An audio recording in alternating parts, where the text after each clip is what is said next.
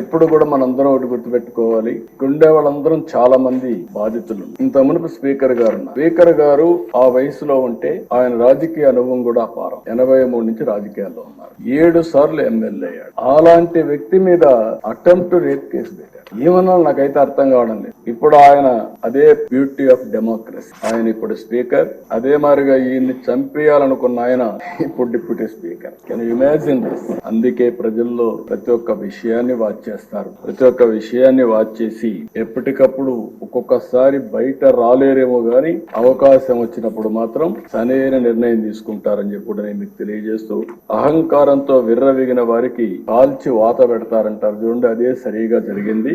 ఆ రోజు మాట్లాడినప్పుడు వై నాట్ 175 అంటే వై నాట్ 175 కాదు, నీకు ఇచ్చేది 11 అని చెప్పి 11 సీట్లతో గెలిపించారు. ఇంకొక పక్క ఇదే సీట్లో నేను చూశాను, మీ ప్రతిపక్ష స్థానాన్ని తీసేస్తామని చెప్పి హోదా తీసేస్తామని మాట్లాడారు. ఇప్పుడు ప్రజలు ప్రతిపక్ష హోదా కూడా ఇవ్వని పరిస్థితికి వచ్చారు. ఇంకొక పక్కన మనం గుర్తుపెట్టుకోవాల్సింది, ఇవన్నీ కూడా అహంకారం. అలాంటి అహంకారంతో ముందుకు పోతే ఇదే అవుతుంది. నా చరిత్రలో 2 సార్లే ప్రతిపక్ష హోదా అనేది నాయకులు ఇచ్చేది కాదు, ప్రజలు ఇచ్చేది. అంటే ప్రజలు ఓట్లు వేసినప్పుడు 10% సీట్లు గెలిస్తే ఆ గెలిచిన పార్టీకి ప్రతిపక్ష హోదా వస్తుంది. లేకపోతే మెజారిటీ మనం గెలిస్తే మనం ఇక్కడ అసెంబ్లీకి వస్తాం, మెజారిటీ ఉంటే గవర్నమెంట్ ఫామ్ చేస్తాం. అట్లా కాకుండా ప్రతిపక్ష హోదా కావాలి, ఇవ్వకపోతే నేను అసెంబ్లీకి రానని డిమాండ్ చేసే నాయకుడు నా చరిత్రలో ఎప్పుడు చూడలేదు.